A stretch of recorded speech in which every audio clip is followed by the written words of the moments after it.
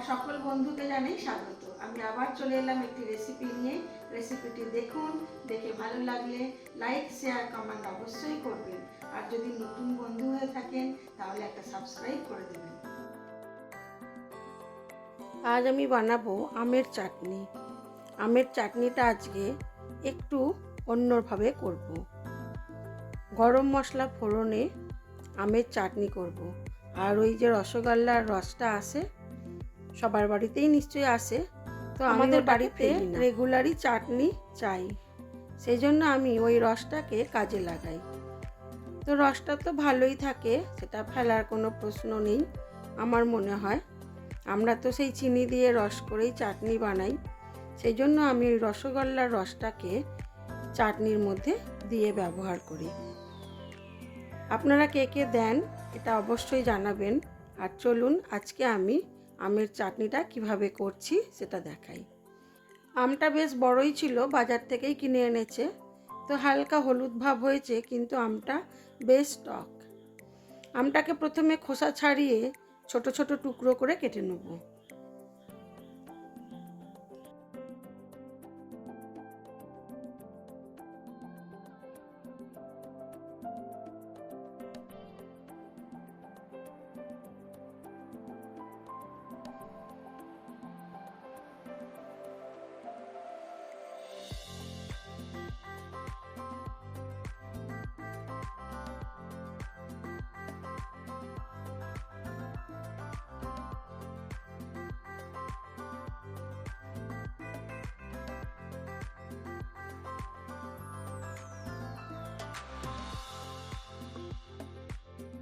আমটা আমার প্রায় কাটা হয়ে এসেছে, এবার আমি আমটাকে ধুয়ে নেব।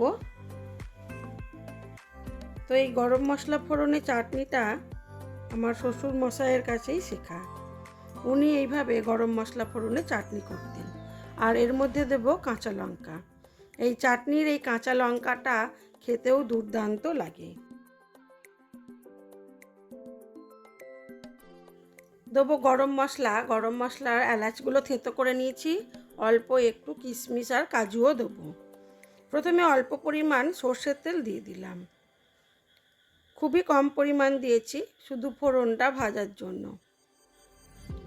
তেলটা গরম হলে দিয়ে দেবো গরম মশলাটা, শুধু গরম মশলাই ফোড়নে দেবো। তারপরে দিয়ে দেবো কেটে রাখা আমটা।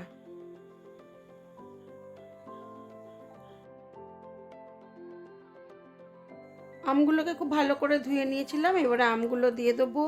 দিয়ে এর মধ্যে পরিমাণ মতো নুন দিয়ে দেবো। আজ আর আমের চাটনিতে হলুদ ব্যবহার করব না।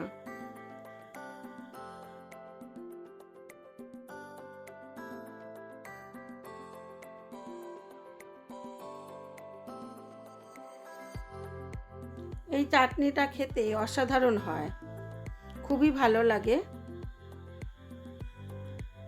দিয়ে দিলাম পরিমাণ মতো নুন।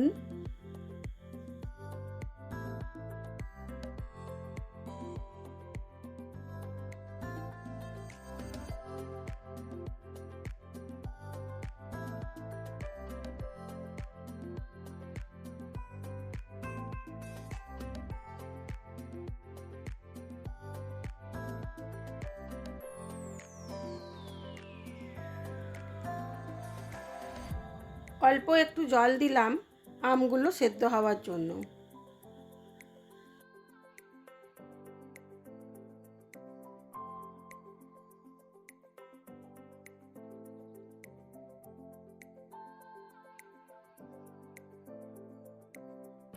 ঢাকা চাপা দিয়ে আমটাকে সেদ্ধ করে নিলাম। এইবারে এর মধ্যে দিয়ে দেবো মিষ্টির রসটা।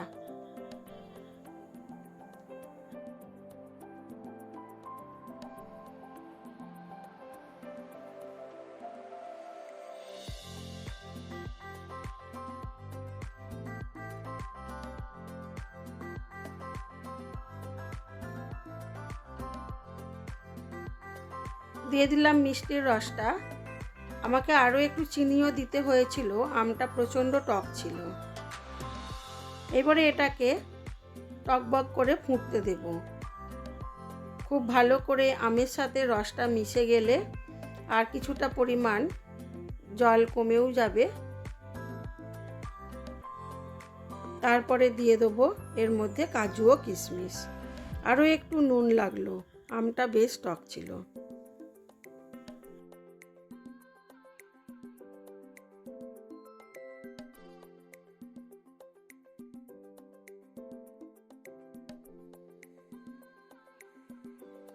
চাটনিটা আমার হয়ে গেছে, দিয়ে দিলাম কাজু ও কিশমিশ।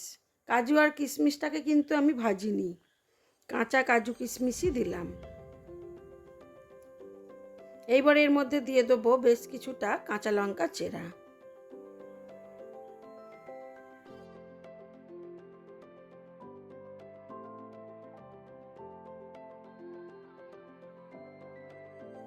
এভাবে আমের চাটনি করলে বেশ ভালোই লাগে। আপনারা যদি না করে থাকেন অবশ্যই একবার এইভাবে করে খেয়ে দেখবেন।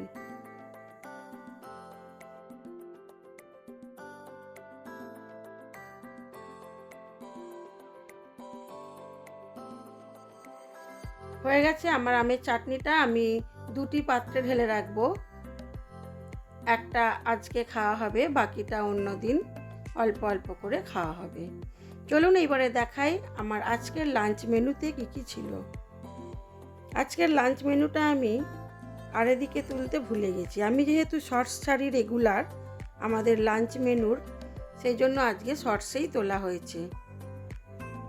তো ছিল আমাদের সাদা ভাত,